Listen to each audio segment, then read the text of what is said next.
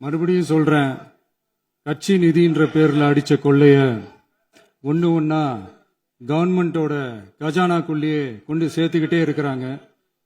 இப்பவும் சொல்றேன், மக்கள் பணத்துல இருந்து ஒரு பைசா கூட தொடமாட்டோம், தொடவும் விடமாட்டோம், தொட்டா விடமாட்டோம், இதுக்கு முன்னாடி தொட்டவங்களையும் விடமாட்டோம்.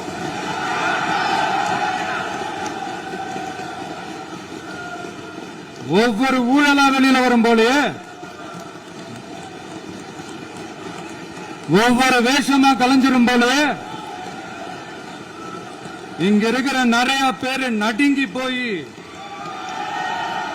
இதுல நம்ம மேல அவதூறு வேற. இப்ப புதுசா ஒரு வெப்பன் ஒண்ணு கொண்டு வந்திருக்காங்க. அது என்ன தெரியுமா? அவங்க தயவால தான் நம்ம ஆட்சி நடக்குதான். மக்கள் தயவால இந்த ஆட்சி நடந்துகிட்டு இருக்கு.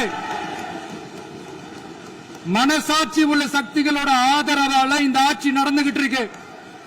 நாங்க தான் அனுப்பி வச்சோம் அப்படின்றாங்களே. அனுப்பி வச்சவங்களுக்கு மினிஸ்ட்ரியில இடம் கொடுத்தா ஏன் கதறீங்க? ஏன் இவ்வளவு கோபம்? ஏன் இவ்வளவு கதறல்ஸ்?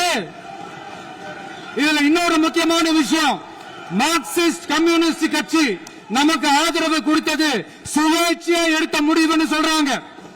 அதே மாதிரி இந்திய கம்யூனிஸ்ட் கட்சி நமக்கு ஆதரவு கொடுத்தது சுயேட்சையா எடுத்த முடிவுன்னு சொல்றாங்க. இதுல எங்க இருந்து நாங்க தான் அனுப்பி வச்சோம்னா புரியல. மக்களுக்கு நல்லா புரியும், எல்லாத்தையும் தெளிவா பார்த்துக்கிட்டு இருக்கிறாங்க.